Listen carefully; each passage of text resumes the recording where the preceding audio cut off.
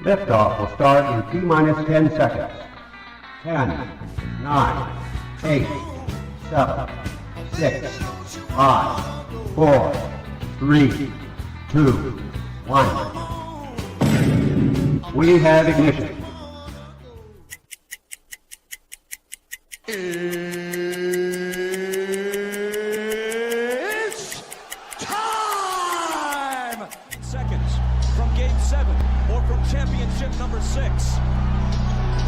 Jordan, open, Chicago with the lead! Behind the screen, Harper got a piece of it, it comes off.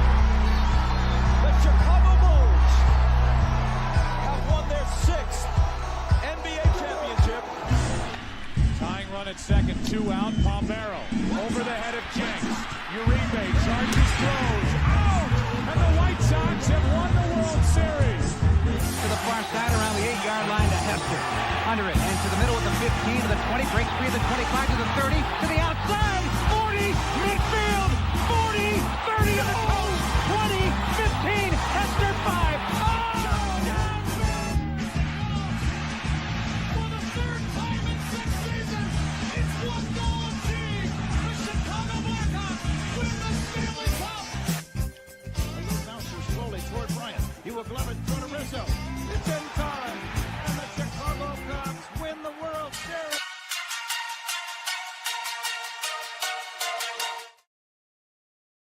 What up, what up, what up? Welcome to ShawnSierraSports on Sports Zone Chicago. I'm your boy, the SuperBack, Shawn Sierra. Thanks for tuning in. If you're watching us on our YouTube channel, excellent. And if you're not subscribed to our YouTube channel, for real, come on, guys. Go to YouTube, type in Sports Zone Chicago, click the subscribe button, but also click the notification button. That's the little bell next to it, and that'll let you know anytime a show from Sports Zone Chicago is going live. Get it? Got it? Good. Now, you can also tweet the show. Tweet us at Sports Zone Shy. That's CHI at Sports Zone Shy. Now, if you want to follow me, which just me personally online, which I try to make it easy for you, but these damn hackers got me. So on Facebook, I'm at Shawn.Sierra.2025. On Twitter, I'm at ShawnSierra33. But on Instagram, Snapchat, and TikTok, I'm at the Shawn Sierra. Yeah, you hear my voice a little scratchy, a little crazy, not rough, fun afternoon and evening yesterday. I want to say, I want to make a big,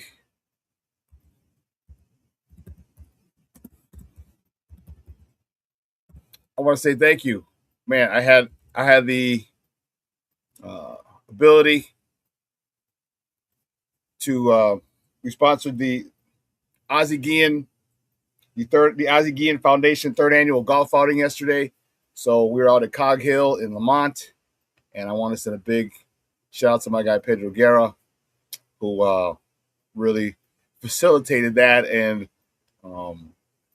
really got me involved with it, and I'm really grateful for it. Big shout out to you, Pedro. I really appreciate you coming through for me, man, big time. So if you're you're wondering why my voice sounds a little crazy, yeah, it's a little crazy. We had it was a great time. Okay, Sports Zone Chicago was in the house. We were out at one of the holes, so we had a QR code, people to go get their swag. He sold some of those T-shirts there. Was really cool. Ozzy signed. Got a couple cans of beer. That was dope. And then I got to meet, well, not to meet, but I met Harold before, but Harold's my favorite White Sox player of all time. My favorite White Sox player of all time. I grew up, got to see him again. And then obviously the man of the hour, Tower of Power, too sweet to be sour. My man, Ozzie Guillen. That was a good time, to say the least. Again, big shout out to my guy Pedro Guerra, who really facilitated this whole thing. Just want to say thanks. And then also, Ozzy signed for me the hole, the sign that from his golf outing that was at the hole. So great stuff. It was a really cool event out in Lamont at Cog Hill, and it was just stuff like that. I really enjoy doing because you get out there, you network, and that's what I did yesterday. I networked, made a lot of friends, a lot of connections, and see where they go. All right, see where they go.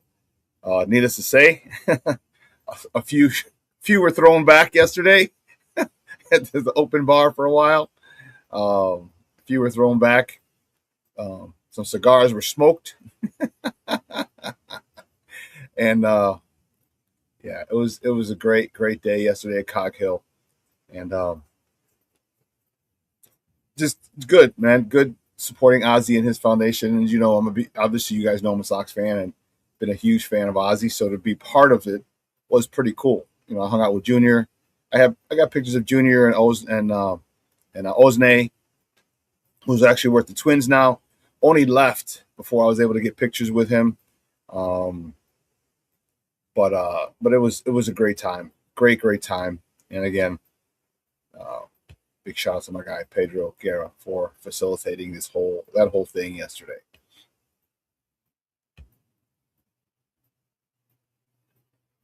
Let's see. Let's check out the chat. Cornelia Squalls checking in. He's like, top of the morning, Shawn Sports Zoners. I can't wait till tomorrow night to see how well the young guys on defense do. Let's go. My man Armando Emeterio Lara Jr. is in the house. Junior, what's up, Papa? Thank you for tuning in, my man. I appreciate it. Michelle Wall, Mr. Southside himself. What's up on a Mickey Ficky TGIF? And tomorrow, bear down. Saturday, baby. FGB. You damn right, baby. That's what it is. Shode is in the house. Mr. Shode's in the house. Coming from the ATL. Thank you, sir. Good to see you. Thank you for tuning in. Oh, snap. Jay Grizz is in the house. He's coming from the city of brotherly love. It's all shit. Jay Grizz and his mother. Hell yeah. Today, folks, top of the morning, SuperBack and Sports Zoners. What up? Southside Bears in the house. Yo, what's up, baby? Thank you for tuning in. Appreciate it. No, I wasn't. Hey, I could use a drink after that the way we lost yesterday, bro. I was like, just one hit, please, God, if there's a God, please, just one hit. That's what I was saying. I was like, just one hit. Bad enough the Cub fans won the series, this last series. Then if we would have got no hit at home, oh man, I wouldn't have been able to deal with them. All right, I wouldn't have been able to deal with them jokers. Well, we got the one hit, so it was all good, man. I'm fired up. Black Diamonds in the house. What's up? Top of the morning, gang. FGB. Yes, sir, Bob.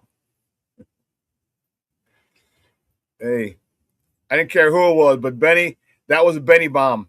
That was a Benny bomb to stop that no-hitter. You could cancel the post-game show, and boy, you sure as hell could. Thank you, Andrew Benintendi. Oh, man. Let me tell you. Oh, my Lord. But, yeah, guys, I got a lot to talk with you today, man. We got Sox, we got Cubs, we got Bears. We'll talk about the joint practice they had yesterday and did not go very well.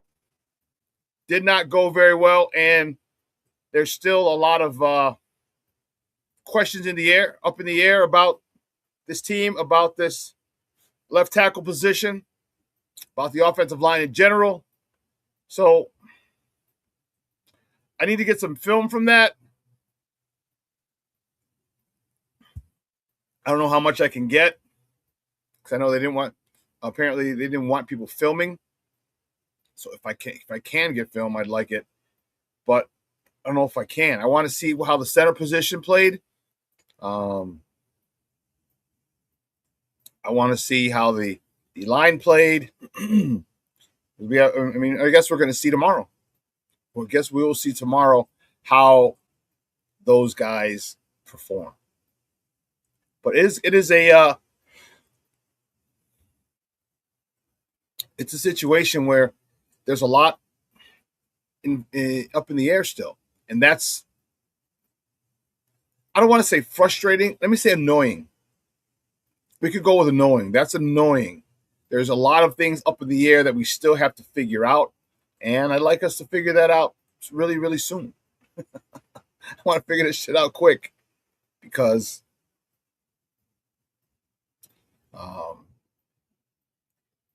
the 2026 NFL season is riding on these questions, on these frustrations. And, you know, the one thing that I hope we're able to do, which it hasn't seemed like, well, actually we weren't. I was about to say is avoid the injury bug, but we had the injury bug last year, and we still were able to do what we did. So I hope that we're able to compensate and step in for the injuries that are going to happen. It's football. Injuries are going to happen. So I'm excited about those, about the youngsters who get the opportunity. That's the thing is, all you can ask for is a chance, and that's it. You know, Jedrick Wills, a guy that I was hoping would take advantage of the opportunity that he had, didn't. All right, it was so bad they moved him to the right side. You know you're not playing on the right side because you got Darnell Wright with a new contract. So you know damn well you're not supplanting him. So that was one of my biggest things is the lack of opportunities that certain people are taking. You know, it just because I don't just look at it this year. I look at it how it's going to help the Bears.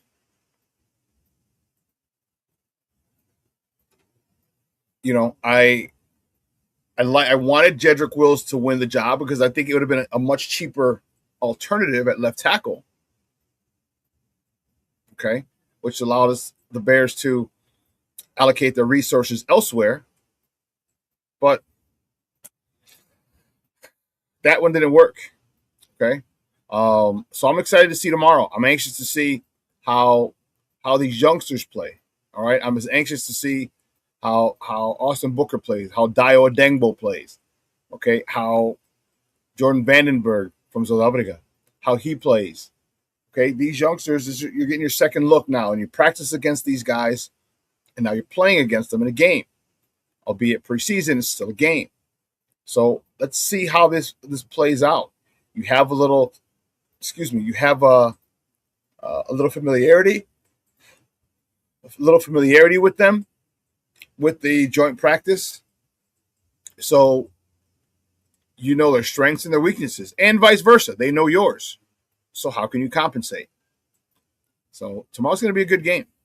Tomorrow's going to be a good game for us as fans and analysts to kind of get up around. And I say that tongue in cheek because it all changes. You're not game planning. There's certain things. It's not a regular season game, and the intensity, although will probably be pretty close to the same, the preparation going into it isn't. So they're just going tomorrow in preseason. They're just going to see who's aggressive, who's disruptive, who the playmakers are, and go from there. Because remember, they got to cut down to 53 soon, and you know who's going to make the squad, who's not. That's going to be so many battles that are still there. You know the kind of Gordon situation is befuddling and frustrating for a lot of us, fans especially, but the organization and the team. What the hell, man? I don't know. Cornelius calls. It's going to be a matchup between old heads, Case and Flacco. The 35 and over club. That's funny. But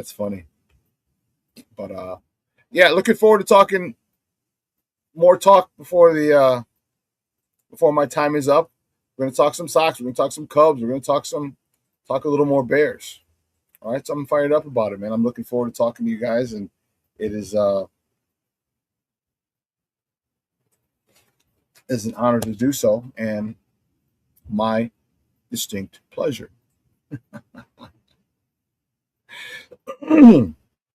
So if you just joined, you just tuned in a moment or so, my voice is a little crazy because I was at Cog Hill yesterday.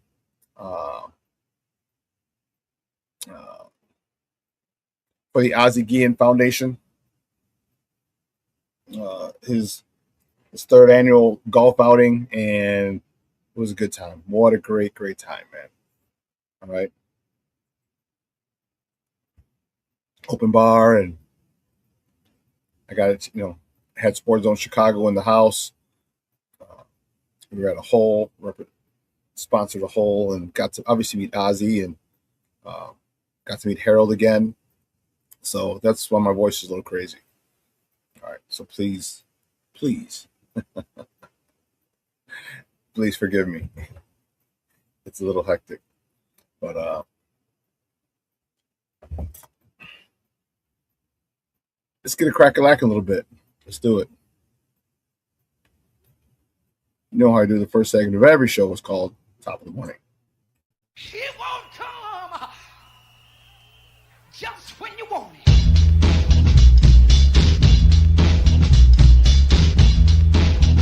Top of the morning to you. Top of the morning to you.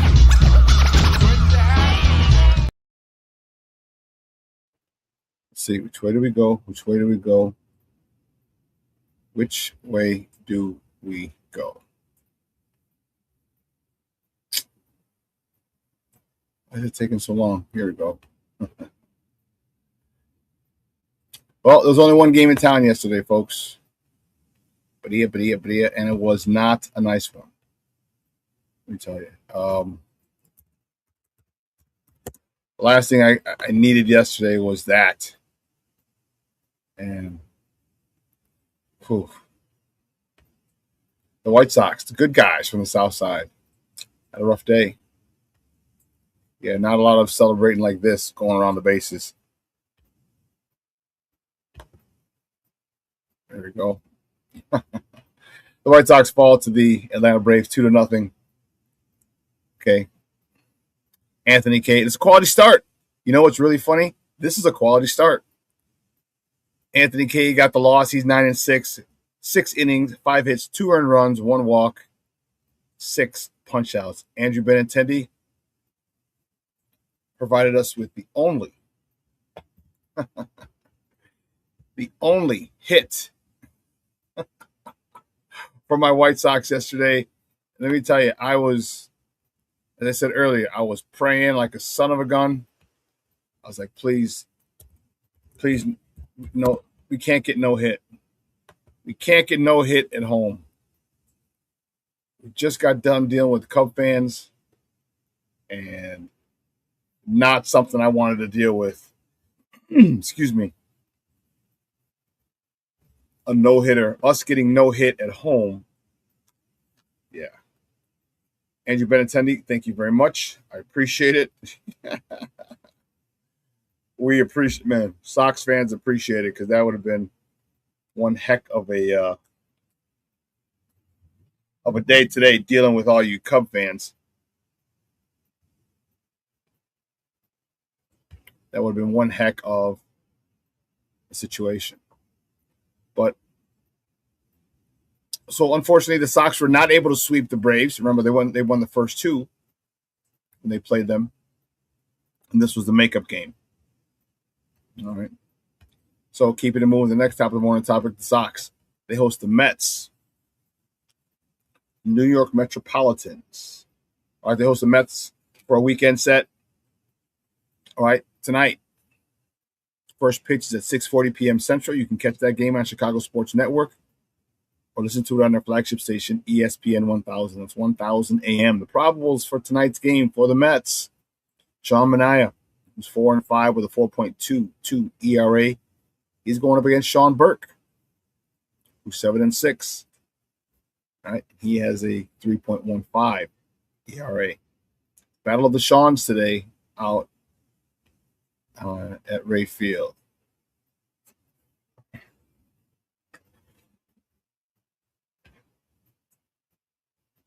Southside Bear, I think I could agree with you. It's not a bad statement.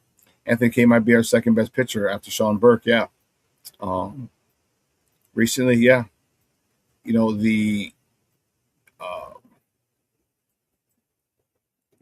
I don't know what's going on with Davis Martin. All right, he started off the season great. Should have been an all-star. But after that, I don't know what happened. Mentally, is it all mental with him? I don't know. But there's something that needs to be done because this dude is, wow. You know, it's his performance has fallen off a cliff. Mentally, he just doesn't seem, you know, I don't know. I just don't know what's going on with him. And it's frustrating to see with him. All right, it is. And we need him to get back to his pre-All-Star form. All right? Because he was one of the best pitchers in baseball at that point. But I don't know what it is. And pitching, Southside Bears, it seems like Martin has a dead arm right now. Okay. So you need to bump him start. Is that what we need to do with him? You know, skip a start with him? I don't know. Yeah, his velo's down. Yeah. So maybe skip a start?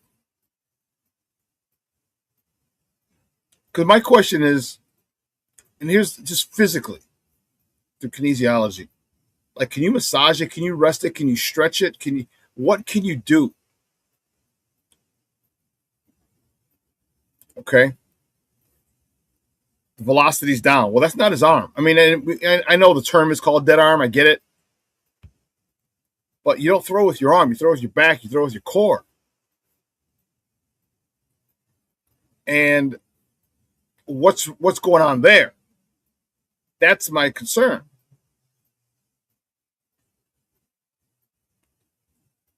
What can be done to alleviate this situation?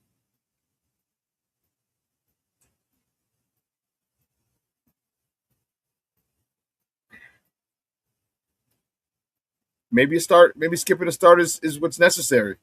You know, I know that they have this down to a science.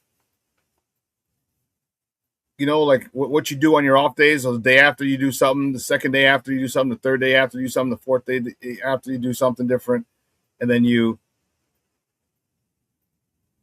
know, you're back on the mound the fifth day. What are they doing is my question. I'd love to see the routine. You know, do you get massages? Do you get electronic stimulation? What do they do in the off season? I mean, not off season. Excuse me. What do you do on your days off? Obviously, you got to throw a couple days. You got to, you know, loosen up that arm, that back.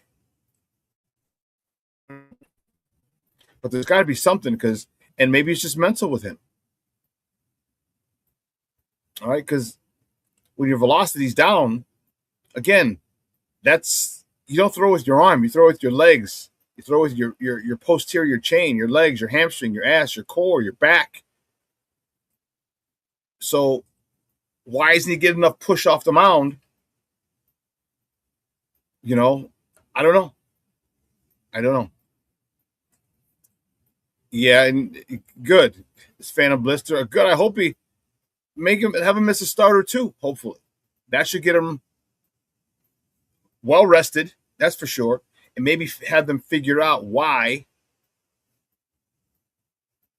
his velocity's down and breaking balls are hanging in his zone. I don't know. King Booker World checking in. What's up, Papa? How are you? Salute everyone. Hope all is well. Yep. So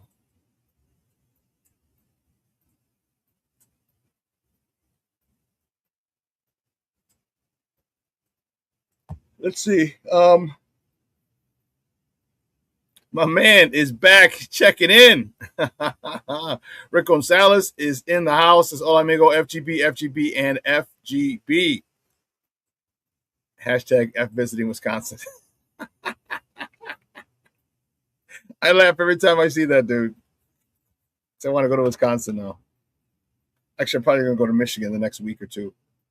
One of the upcoming weeks, I'll probably go to Michigan before I go to Wisconsin. Unless there's a good concert up in Wisconsin, we'll see. But most likely I'm going to go to Michigan. Hope you're doing well, brother. Oh, so you missed it, bro. I was telling my peoples yesterday I was at Cog Hill out in Lamont for the Ozzie Guillen Foundation golf outing, which is really cool. I got pictures with my favorite Chicago White Sox of all time, Harold Baines, and of course the man of the hour himself, Ozzie Guillen. And I got a whole bunch of other pictures, but those are the ones I just posted. We had Sports Zone Chicago in the house at one of the holes. All right, so good stuff, man.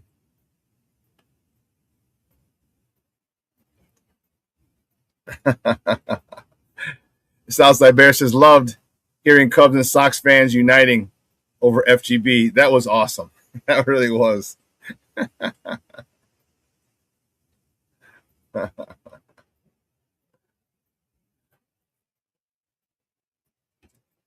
No, I didn't shoot. I wasn't on the course yesterday. I was just representing. I just sponsored a hole. We just sponsored a hole there, so I didn't golf yesterday. But yeah.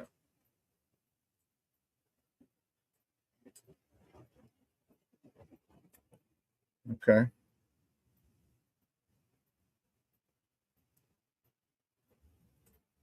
Yeah, keep your head up, brother. Keep your head up, bro. All right. This too shall pass. This too shall pass. Yeah.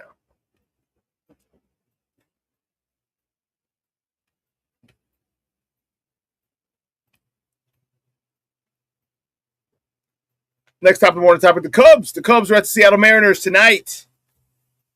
Ooh, Charlie. First pitch is at 9:10. Cub fans better stay up late. They're on the left coast, so they're in Seattle, so the 9:10 start. The probables for today's game, or you can catch that game on the Marquee Network or listen to it on 670 AM or 104.3 FM. The Score. That's their flagship station. The probables for tonight's game for the Northsiders, Matthew Boyd is on the bump. He's 8-2 with a 4.02 ERA going up against Emerson Hancock, who's 7-7 with a 3.30 ERA.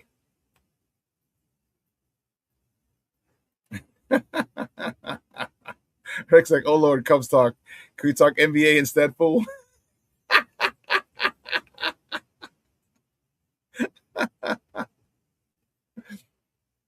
Your wish is my command. Next top of the morning topic, the Sky.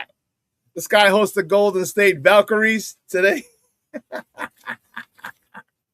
Tonight at Wintrust Arena. Tip-off is at 6:30 p.m. Central. You can catch that game on Ion TV. Just for my man. Hey, Booker World, King Booker World, man. We missed you on Wednesday because your girl went off. Rick, that's better. Your girl went off on Tuesday night. I was very, very, very happy. Camila Cardoso, your girl, 17 points, 12 rebounds. Whatever talk you had, whatever sort of motivation you provided her, you keep it up. 17 points, 12 rebounds. That's a nice day at the office for the big Brazilian bombshell. 17 points, 12 boards. You give us that every day. Oh, yeah. You keep motivating her the way you motivate her. And, man, we got no problems. We have no problems. Next time on the topic, the Bears. The Bears are in Cincy for preseason game number 2. They're taking on the Bengals tomorrow.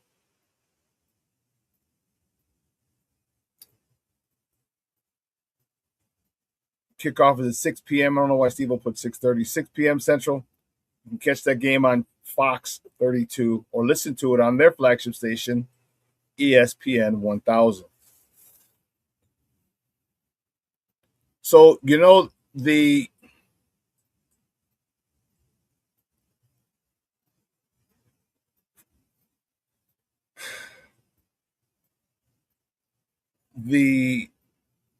excuse me. Lost the track I was going to. The practice yesterday,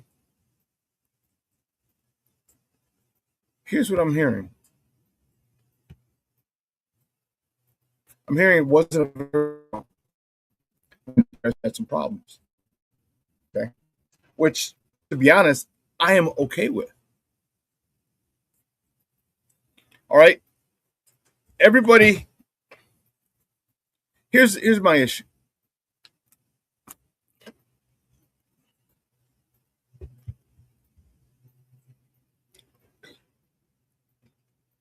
Everybody thinks that because this is the second year, that everything should run smoother, which it should. But it doesn't just get that way. Okay, there still have to be some things worked out. And to be honest with you, I want them to struggle now. I want them to find out a lot of the things, a lot of their issues now. Okay, I want us to have those ready and have those issues addressed and taken care of by week 1. Okay, remember last year we were 2-2 going into the break. Week 5 was our bye week, super early. What did it do? It allowed the Bears at that point to see what was working and what was not working and make the necessary adjustments. They did. They went on to an excellent, excellent season.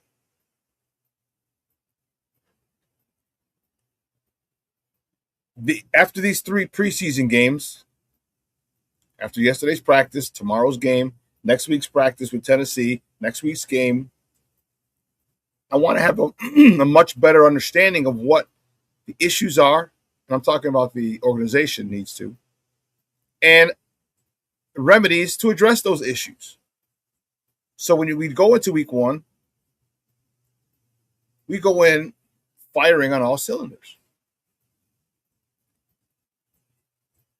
It's okay. And I understand you want perfection. This doesn't happen. This is the time now. This is the time where you cross this out, add this, delete that, alter this. This is why they have preseason games. Okay? It's not to be in full swing. It's not to be in full swing at the start of the season. It's not. So when people get upset and mad, oh, here, this guy sucked. Okay, all it's doing is giving you information on what works and what doesn't work, and now now you make the necessary adjustments from there. That's it. And I know we want to win every game, and I know, but right now it's not about winning. No one gives a rat's ass if we win. It doesn't matter.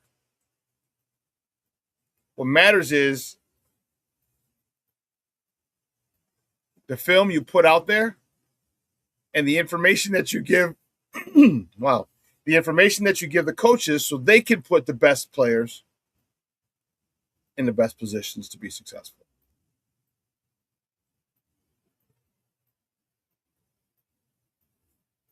So let's take it down a notch. It's not the sky is falling. The sky is falling. It's not. It's actually a very good thing because now we know what areas need to be addressed. Okay. After last game, You found out that Karan Amagaji and Jedrick Wills weren't going to take over that left tackle spot. Boom. So now you moved it. So people were upset about it and complaining. I didn't hear complaining. I mean, I shouldn't say I didn't seek I wasn't upset. I saw the issue. Okay, so now we know these two can't play over here. Now let's find something that does work.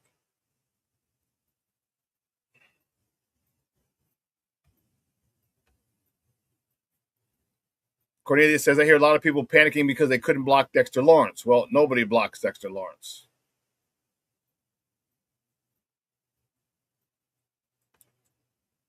See, and this is why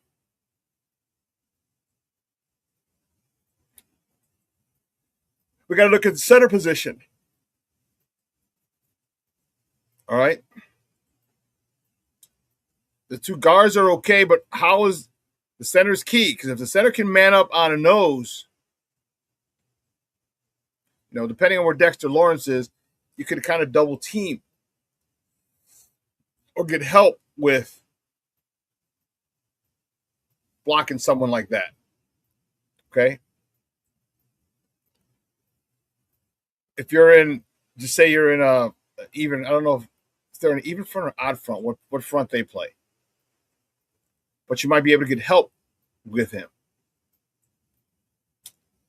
I want to say Cincinnati's perennially been an odd front, 3-man front.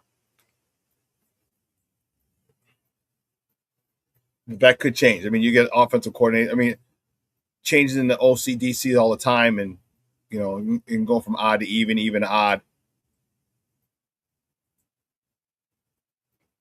But it's okay if you can't block.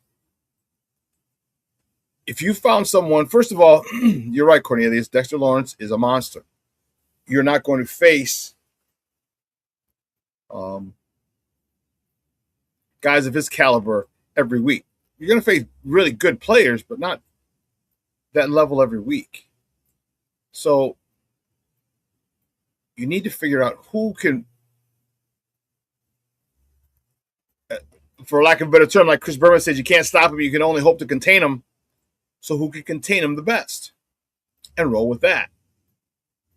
And then you have to scheme around it. Okay, there's a whole bunch of different things. But again, it just provides opportunity and information about what you need moving forward. So let's not get too crazy and upset when in these joint practices and these next two games, if things don't go well. All right, let's not get too upset. Yes, we want to win. Yes. We want to look good. Yes. We want everything to run efficient and smooth. That's not exact. That's not all that the preseason is for.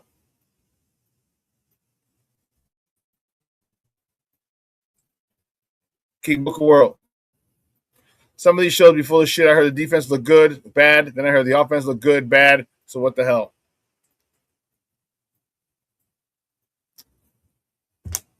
Yeah. And so there's certain, you got to be leery of who you listen to and what their football experience is.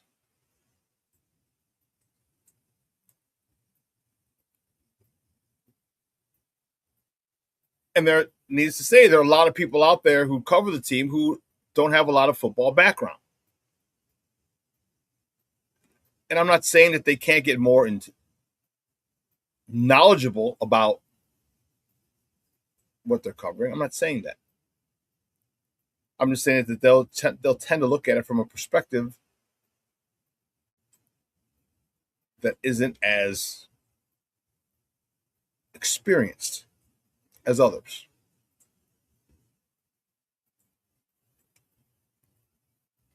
We'll find out tomorrow. Because truth be told, yesterday's practice doesn't matter. Who won yesterday's practice, who lost yesterday's practice, because there's a game. All it is a part of the game. Yeah. You know what it is, Shawn? Some of these reporters are only happy if there's misery. Yeah, because there's stuff to talk about, and they get to question, and they just want to poke holes in stuff. But we'll find out tomorrow. Because remember, it's just a practice. Remember, it's just a practice, and you can have good practices, you can have bad practices. You have good days and bad days. We all do. And maybe the Bears were still a little unsettled. You know, they had to travel out to Cincinnati the night before, the day before. All right, it's kind of a pain in the butt. And maybe you just didn't have a good practice. But they're there now. They've had a chance to settle in. Today's Friday. It goes Thursday. They practiced Wednesday. So they took off Tuesday. No, took off Wednesday. So Wednesday, Thursday, Friday. So they're there for 4 days. They got a chance to settle, to chill, to relax.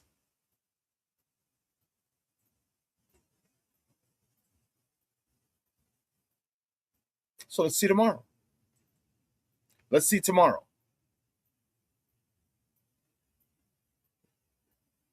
So I'm excited about tomorrow. There's some things I'm gonna keep an eye out for tomorrow. I'm definitely gonna keep an eye out on the left tackle position. I'm also gonna be looking at the center position.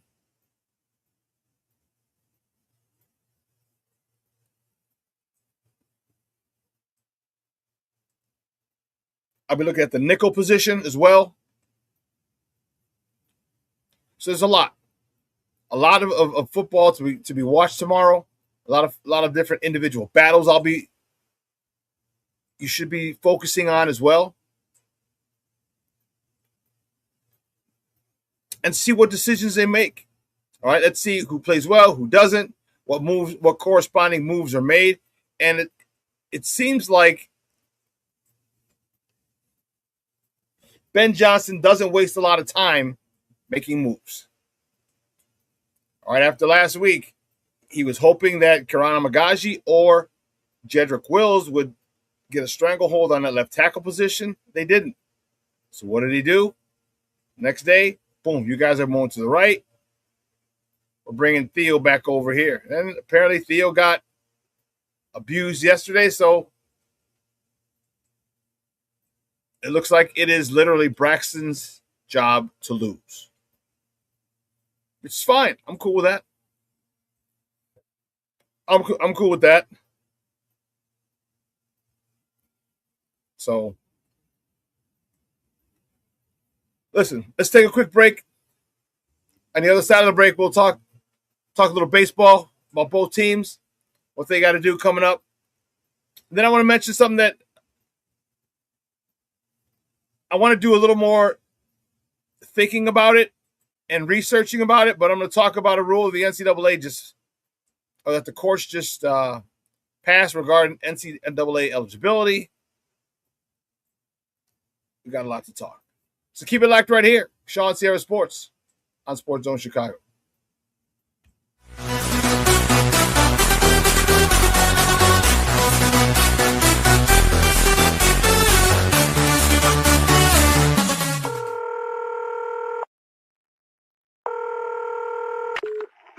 Operator 901, where's the emergency? 127 Brynmere. Okay, what's going on there? I'd like to order a pizza for delivery. Ma'am, you've reached 911. This is an emergency line. Large with half pepperoni, half mushrooms. You know you've called 911. This is an emergency Do you line. know how long it'll be? Okay, ma'am, is everything okay over there? Do you have an emergency or not? Yes. And you're unable to talk because... Right. Is there someone in the room with you? Just say yes or no. Yes. Okay, it looks like I have an officer about a mile from your location. Are there any weapons in your house? No. Can you stay on the phone with me? No. See you soon. Thank you.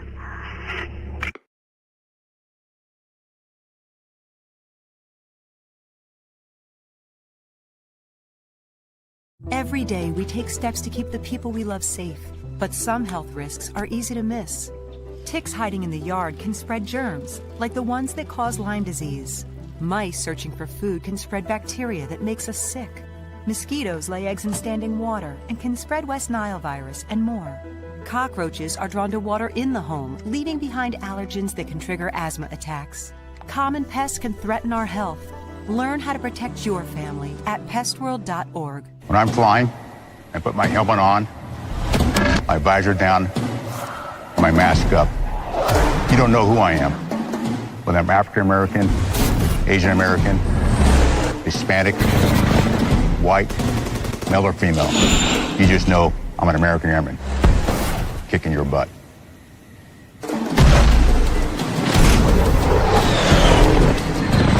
I'm General C.Q. Brown Jr. Come join us.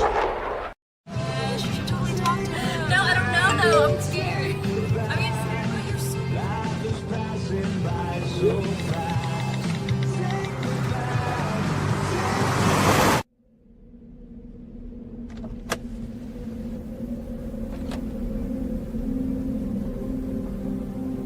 Do you know that you're in my lane? No, not at all. Are you not paying attention? Are you texting? I was just checking in with my mom. I was telling her that I thought we'd be home by 6. It's okay. There's enough time. Just pay attention. I'm not even halfway through my text. There's no way. I'm not even going to look up. My babies are in the car. You have to pay attention. It's just supposed to be a quick text. I'm so sorry.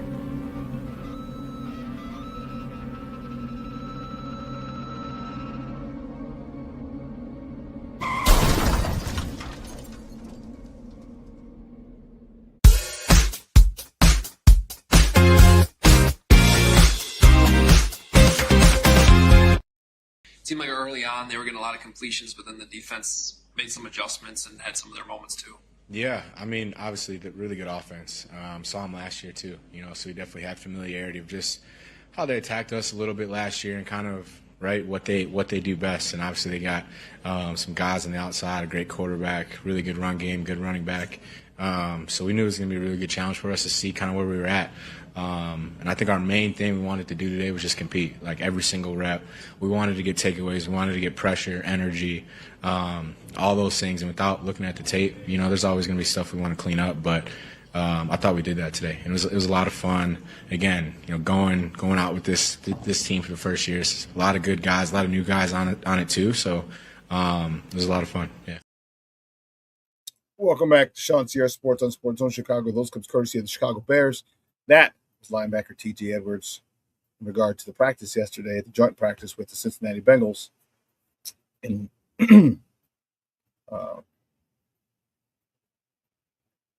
right before their preseason game tomorrow. Let's not remember what I talked about last year. Let's do the same this year. Let's be smarter fans. Not fly off the handle. Okay? Because someone gave up a bad sack. Okay? The Hall of Famers have given up bad sacks. Let's not fly off the handle if someone misses a tackle. Hall of Famers have missed tackles. Okay? Let's not fly off the handle if protection breaks down. Hall of Famers have had protection break down on them. Okay? I know we're passionate. I know we want to win. I know it's been a long time since we've won. But let's just not get too crazy. Let's not get too meatheadish. The one thing, if I can implore you, is to don't necessarily watch the great plays and just point out, oh, look at the great plays. He did this, great. Or that was the big splash plays, good or bad. Because a lot of times those are outliers. Let's look at guys and see if they're being boring. If their name's not being called.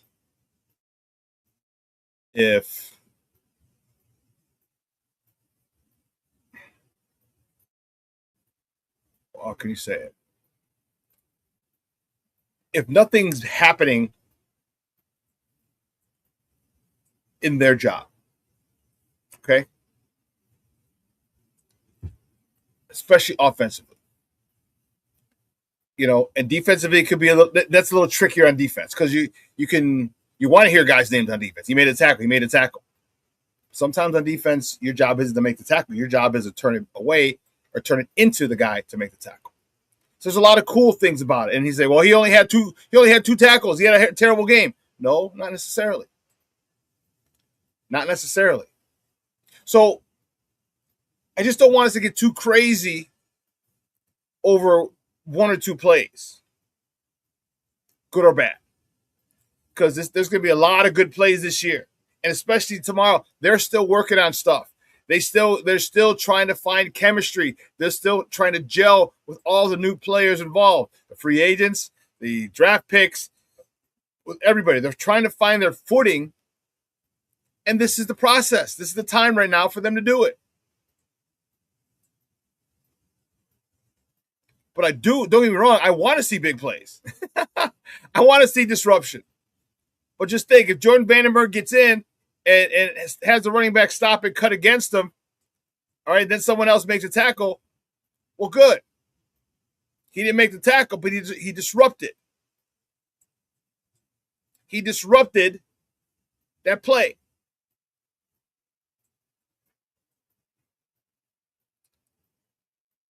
There's a lot of people I'm going to be looking at tomorrow. I'm fired up about it. Vandenberg's one. Jeremy Croma is another. I really want to see what he does after a good performance from week one. Because that could be a guy who'd be a really good person in the mix in our NASCAR package, if we have one, or just at DN, or they put him at D tackle.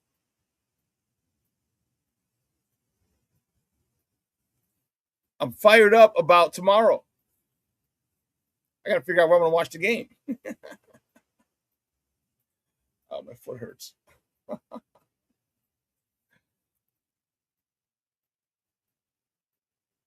It stinks that we're not going to see Tyson due to the hamstring. I really wanted him to get a lot more reps. I really wanted him to get a lot more reps. I really wanted to see him get very proficient in this offense because he had a lot of room for improvement after week one. And that's what I wanted from Tyson from last week. And it's unfortunate that we're not going to be able to see that. He's not going to be able to do that this preseason.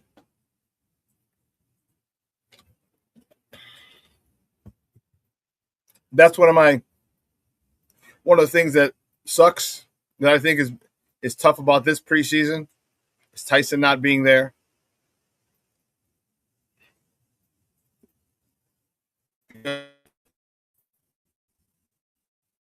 I think he's going to miss a game or two.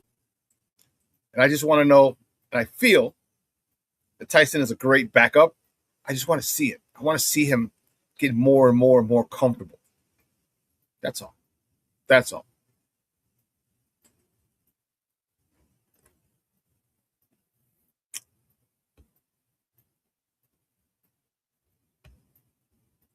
We'll get back to the Bears in a little bit. My good guys open up a weekend set with the New York Mets. Okay. And you got to stop playing around. All right, right now our lead is 3.5 games in the Central. We were at 5.5 a couple of days ago. And we got to start today. We have to start today. All right, the Mets are 58-70. One of the worst teams in baseball. 453. Okay, San Francisco's worse, 409. Colorado's worse. Damn. Angels are worse. A's are worse. Royals are worse. Still one of the worst teams in baseball. Okay? We must take 2 out of 3. I almost want to say we need a sweep.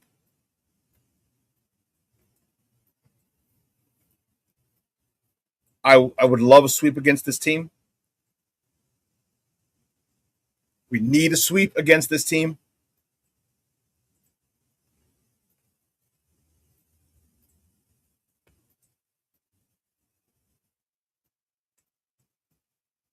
Yes, Junior, the beats are on Fox tomorrow. The beats are on Fox tomorrow. Yes, they're on Fox, dude.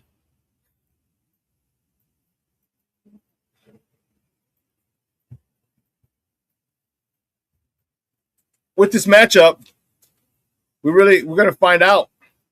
Sean Burke, our stud, that's a good way to start off a series, a weekend series that we need. Because when you start, remember, we just got through a really tough stretch.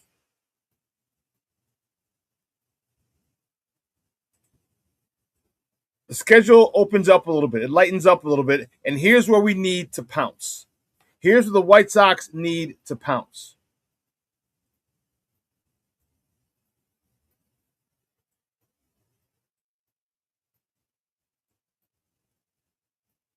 The Mets are, let's see their schedule. How many games? Because the Mets are under 500.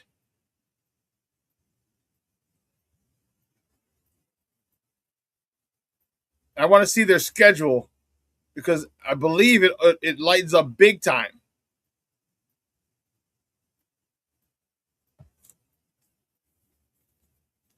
You got the Mets. You got the Rangers. They're under 500 as well. You got the Twins. They're under 500 as well. Oh, then you got Houston. They're at 500. They're 64 and 63.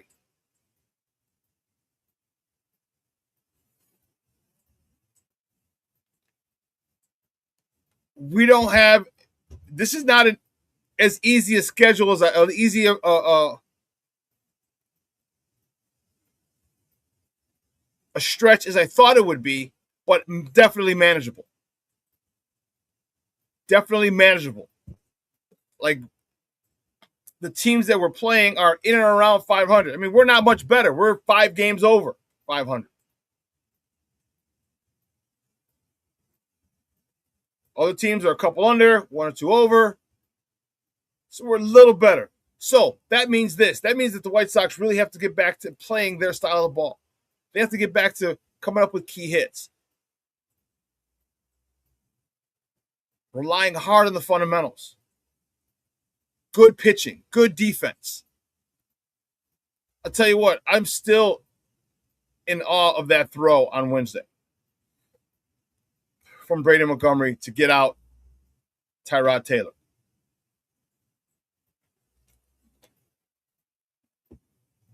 Now, Tyrod Taylor,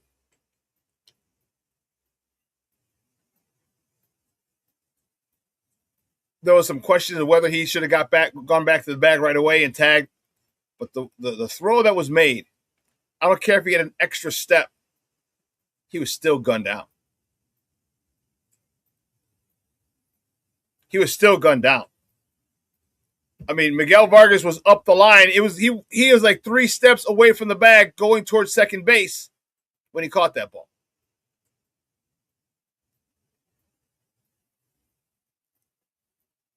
I want to see this team. The one thing that they do have they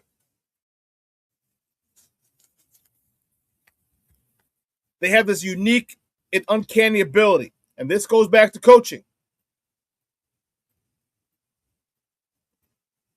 This goes back to coaching, is that they can put games behind them, good or bad. They don't dwell on yesterday. And that's the awesome part, because there's such a huge influx, a huge part of this team is youngsters, and they tend to be very emotional. But again, hats off to Chris Getz for instilling this mindset in these youngsters down in the system, and Will Venable for instilling that here when they get here. It's a game. You won, put it behind you, it's over. It's a game. You lost, put it behind you, move forward. And they have this unique ability to do that you just got walked off by the Cubs 2 nights in a row, and then you come back and shut them out when you easily could have folded. That's the type of resiliency that I love from this team. That's the type of resiliency you're going to need. That's the type of mental perspective that can take you far. And with this upcoming string of games, they have a chance to really separate themselves against teams that are 500 right now. They have a chance to rack up quite a few wins. Get back up to 5.5, or 6, or 6.5, or 7.5, or 9. Let's go. Let's stop playing around. This is the time where you have a stretch where you have some beatable teams. Not easily beatable, but beatable.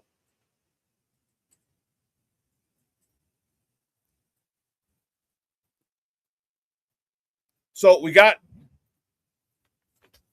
Sean Burke on the bump for us today. Luis Castillo on the bump tomorrow, and we don't know about Sunday. Urquidy had a phenomenal game on Wednesday. Do you want to put him in a starting role, or do you want to leave him in the bullpen, long relief? There's some things that are coming into play that are rounding out, that are looking good for our boys.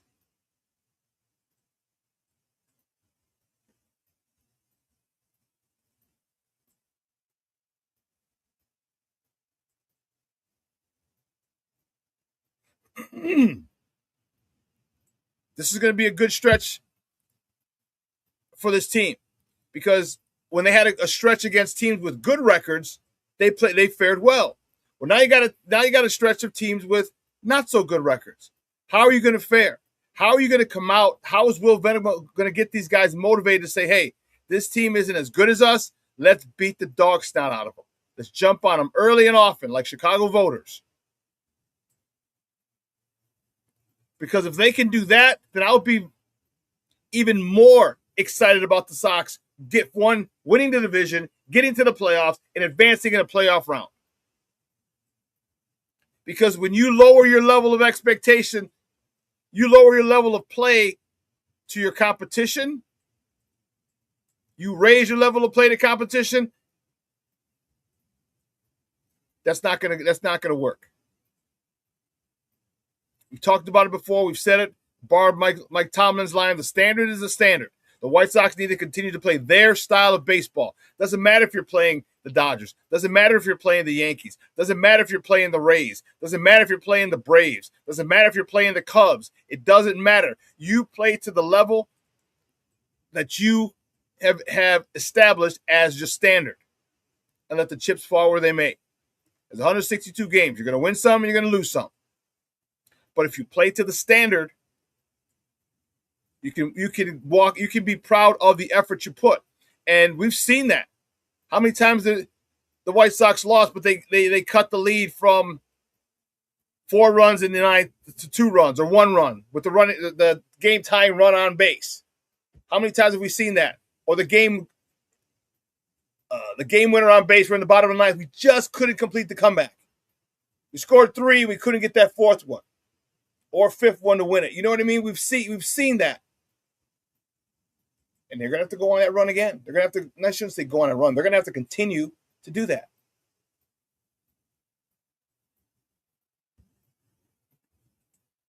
Mr. Southside said, if the Sox are first place by September, they need that killer instinct. Oh, you got 10 days. You got 10 days and you're in September. 10 days and you're into September. So,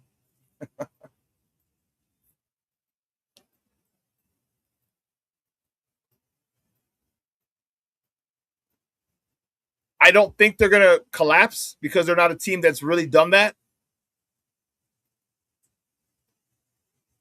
So that gives me hope. Optimistic, cautious hope, but yet optimistic. I know that it may sound like an oxymoron, but the White Sox just don't go into a tailspin. That's from their manager, and it filters down to the players.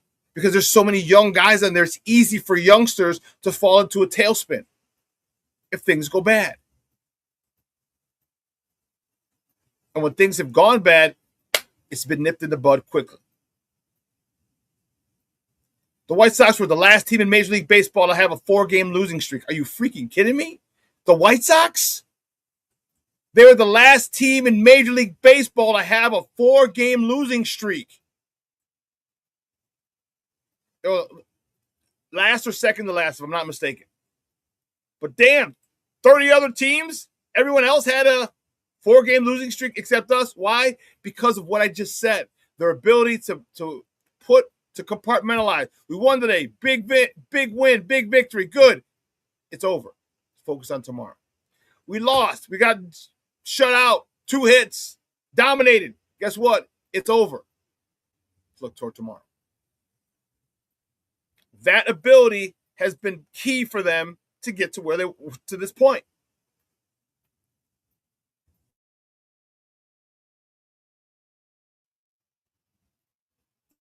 Is huge.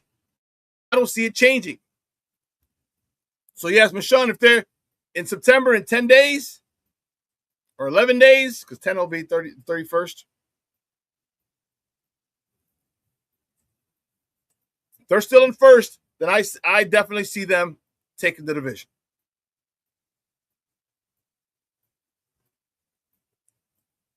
But I hope we can extend it. I don't want a 1-game lead. Give me that 5, 6, 8-game lead.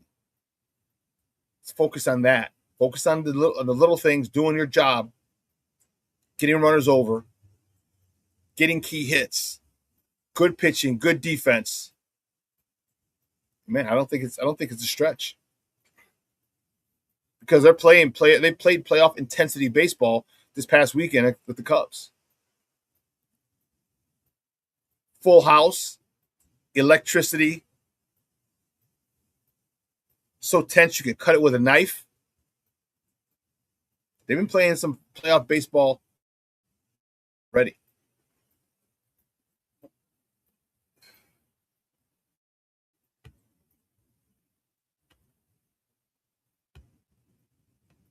Northsiders, on the other hand, they're playing good ball too.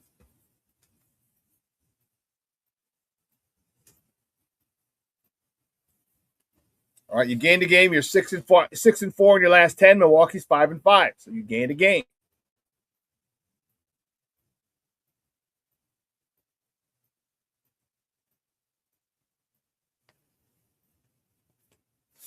You're getting the cavalry's coming.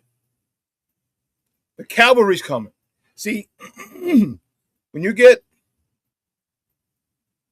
injured early in the season,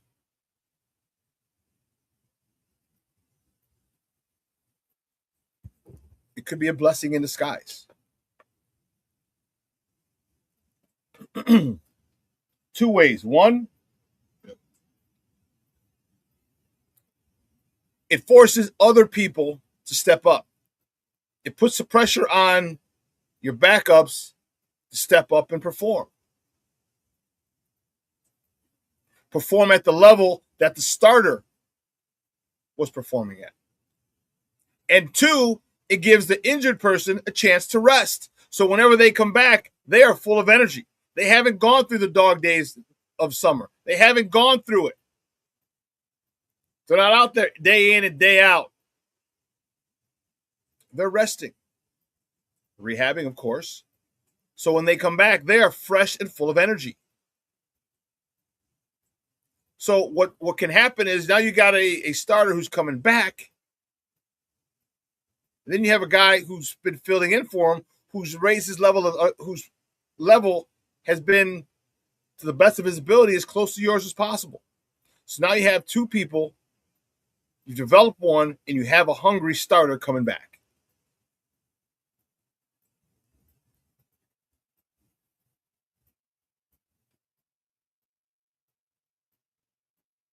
Placencia is coming back for you guys.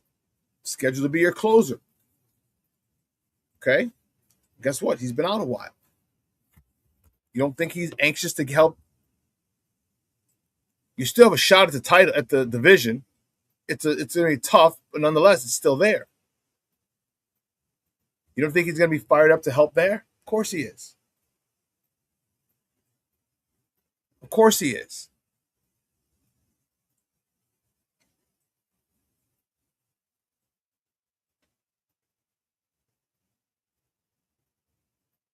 Cubs need your big name players to continue doing big name stuff. PCA, I don't think that dude's slowing down at all. Okay? I don't see PCA slowing down one iota, which is great. Seiya Suzuki. He has to continue being solid in the number 2 slot. Get PCA over. Drive him in if he's on third. All right? You just need a ground ball to the infield, a fly ball to the outfield.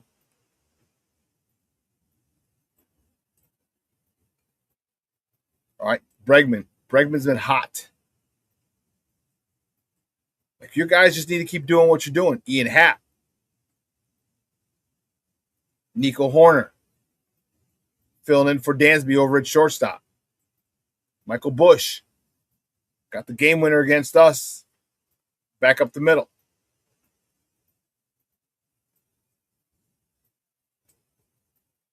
No, that was Bregman who got the game winner. He got the 9th and 10th.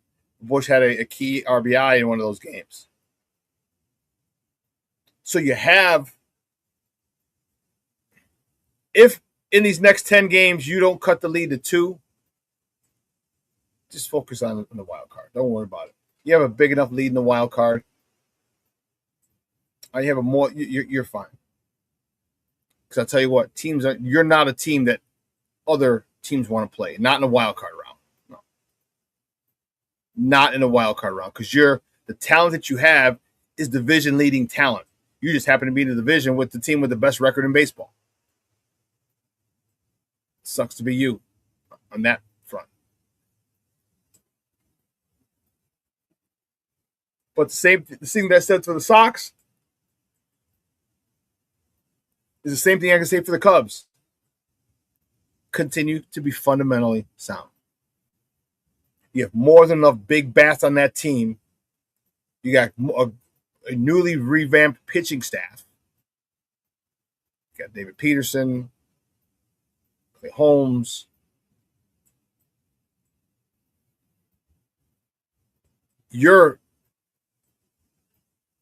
Again, I'm a little jealous that you guys went out and got some pitching at the end, at the deadline. I wanted the White Sox. Remember, the White Sox, there was a lot of talk about Clay Holmes coming to the White Sox. Remember, the White Sox sent a scout to Clay Holmes' rehab start. Didn't pull the trigger. Or let me not say that. Couldn't get the job done if that's who they wanted. Couldn't get it done.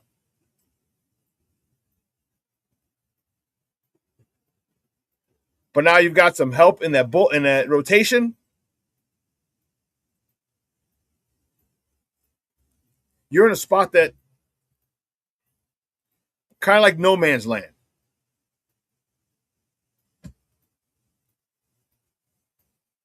By that I mean, yes, you can win the division. It's going to be tough. Milwaukee hasn't had a long losing streak either. Not this year. So for you to expect them to do that might be a little ambitious. So if they're going to continue to play around 500, or, you know what I mean, 5-5, and you can't do much better than that. Okay. But that postings run is going to be that's going to put you in a good spot to have playoff baseball early in round 1 before you start getting to the divisional series and the NLCS if you can get that far. Got a fly in here, dude. What the hell? No, what the heck's going on with the flies?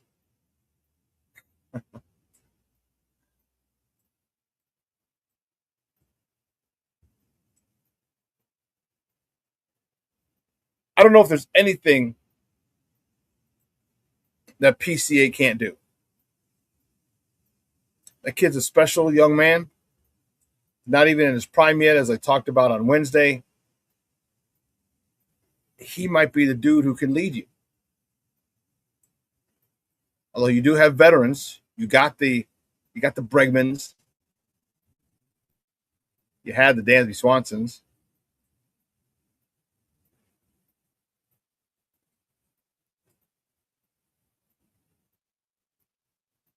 This series against the Mariners is going to be an interesting one. The Mariners just got the dog snot beat out of them,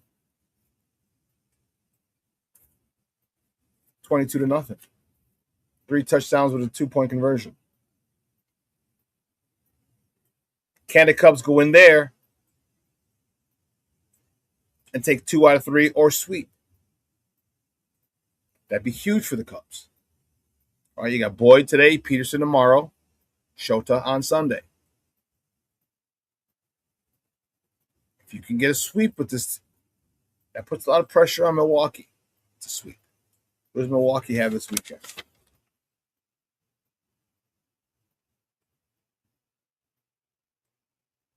Atlanta is going up to Milwaukee. Damn. Okay. Here's a chance, Cubs. Here's your chance.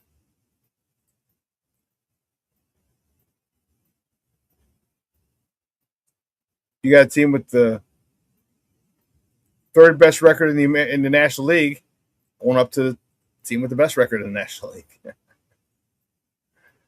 That's going up to Milwaukee. That's going to be some games. Maybe you could pick up a game. The Cubs can win. Cubs can take 2 out of 3. If the Cubs sweep, any losses, it brings you a whole game closer.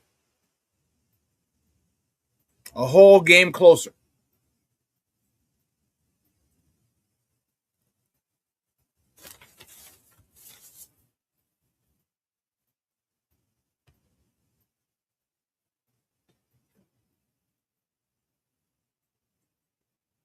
King Booker Will says, y'all know I'm a Sox fan, but PCA deserves the MVP, but they will give it to Ohtani just because.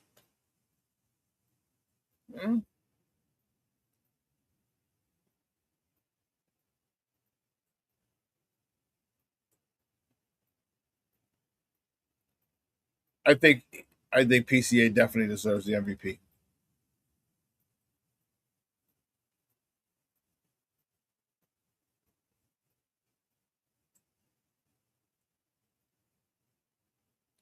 I think I just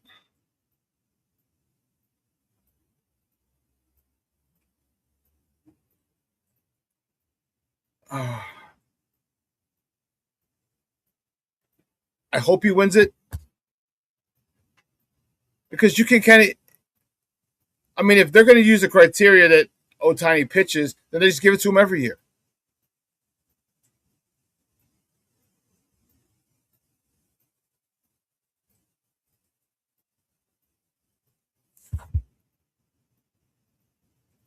PCA, that kid's special, bro.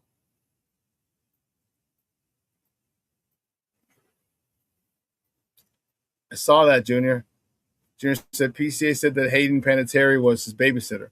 For those of you who don't know, Hayden Panettiere is an actress, a young actress who just died recently. Had problems with addiction. If you don't know who she is, you'll know exactly who she is. She's the daughter in Remember the Titans. All right. Remember the white coach's daughter, the little one who knew football. That's her. She went on to. That's Hayden Panettiere.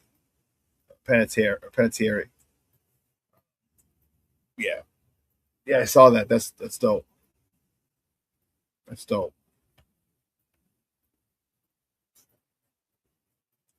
You know, one of the things that I wanted to talk about, and I need to look more into it, because I didn't get a chance to yesterday. Obviously, I was at Cog Hill.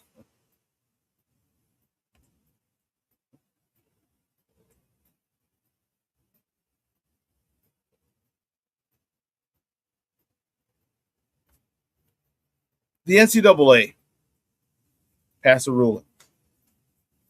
I'm sorry, the courts.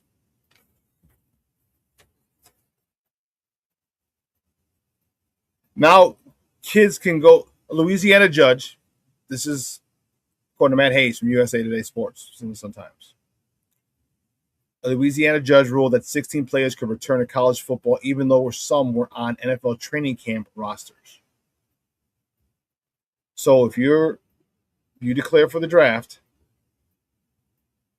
and I don't know if you have an agent or if you cannot, if you have to refrain from signing with an agency, I'm not sure. That's why I have to do a little more research. But now you have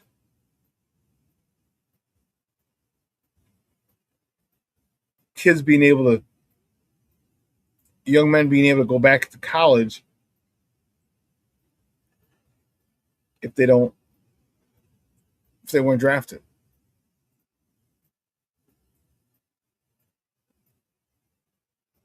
So I need to think about it more. I think off the rip, just my first instinct is like, that's stupid. You make a decision, there's consequences. Welcome to life. Make a decision, you want to leave college to be a professional, cool. Can't go back to being a college player if you're going to be a professional. That's my initial reaction.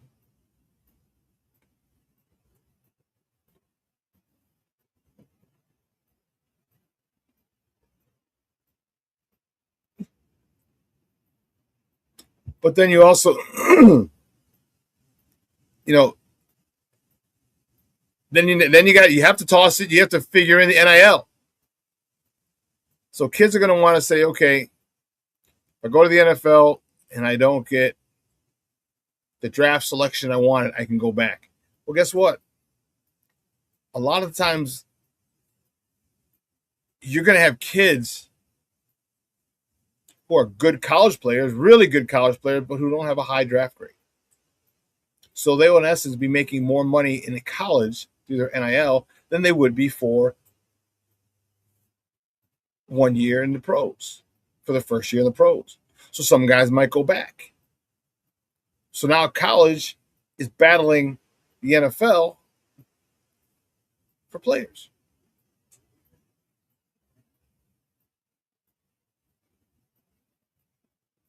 If you know you got a $3 million NIL deal, okay, $3 million, and you're a fourth-round pick,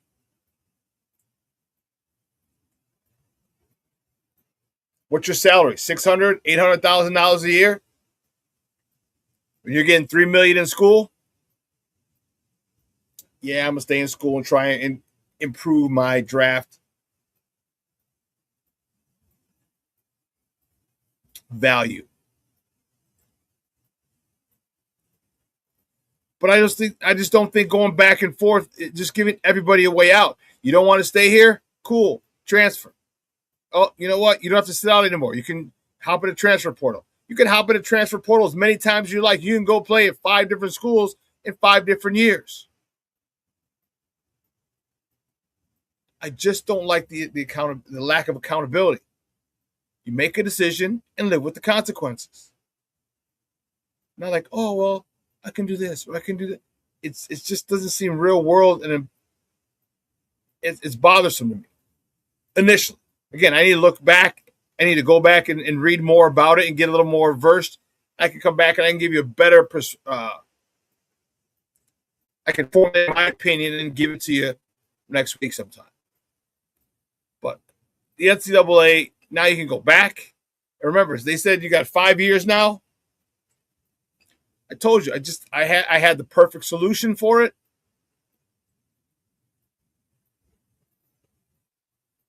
One transfer portal free. You don't have to sit out a year. If you do go in the transfer portal again, you will have to sit out a year. Unless your head coach has just left. If your head coach leaves, then you get a free transfer portal, a free year. Not an added year means you don't have to sit out if this is your second venture into the portal. So if you go to another school and this coach gets after you're in the transfer portal, this coach gets fired, you get to hop in the transfer portal again. If the coach, your third school that you go to, They decide to give you the most money, and that coach gets fired, hop in the portal again. But if the coach stays and you want to leave, okay, cool. But if it's your second trip to the portal, you got to sit out of here. You got to sit out of here because it's just the lack of accountability. But also, if you're a coach and you're putting teams together, you still need continuity. You still want having to put together a new team every year is so tough. Having to go get position players. And I'll tell you what, sponsors might be a lot more giving if they know these players can't go anywhere if it's their second portal or not. Like, okay, these kids are going to end up probably staying 2-3 years. Because you get 5. If you got to sit out, so you go to one school for 1 year, boom. Hit the transfer portal, your second year. Good. You didn't like it, you want to go. Well, guess what? You have to sit out again. So you're losing out your third year. So you have 2 years left. It's just let me look more into it and get more well versed in what's going on with that situation because it's huge. It's a huge thing for college sports and professional sports as well. But the main story is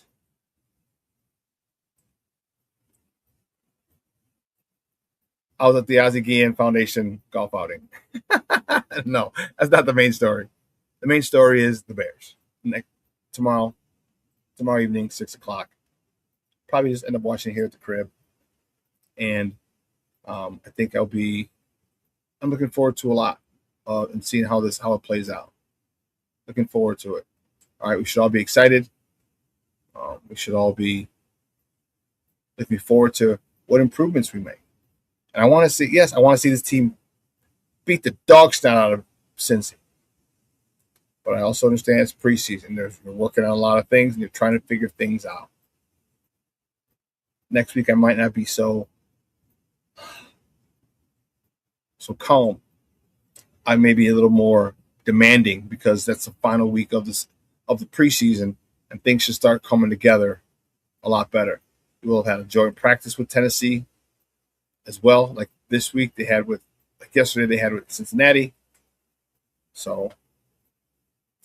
But all in all, I want you guys to have a great weekend. It's supposed to be raining a little bit. That stinks. But doesn't mean you still can't have a great weekend.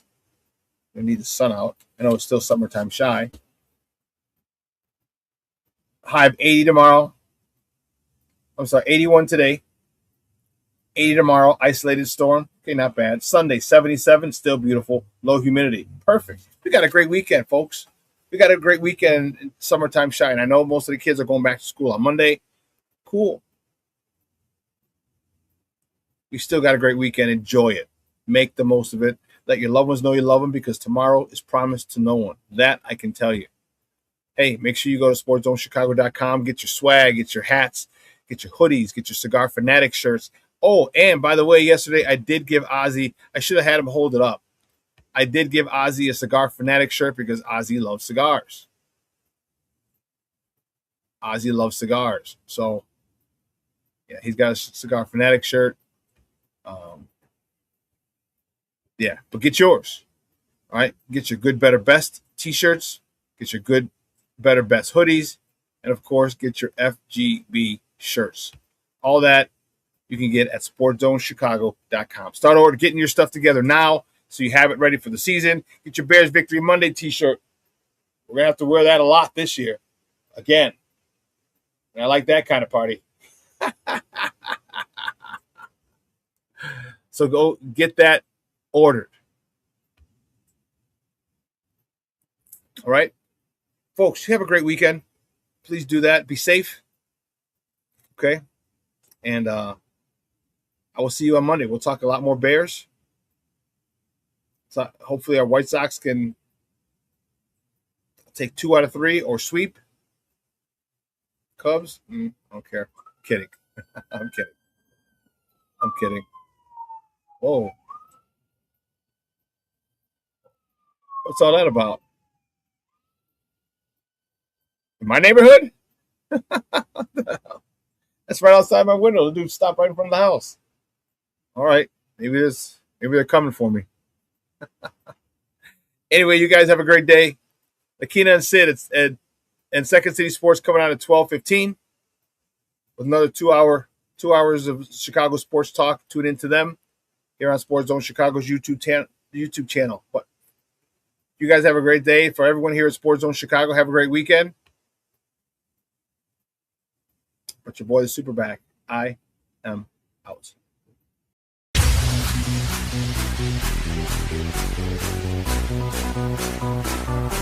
Come on, race the race. Get ready.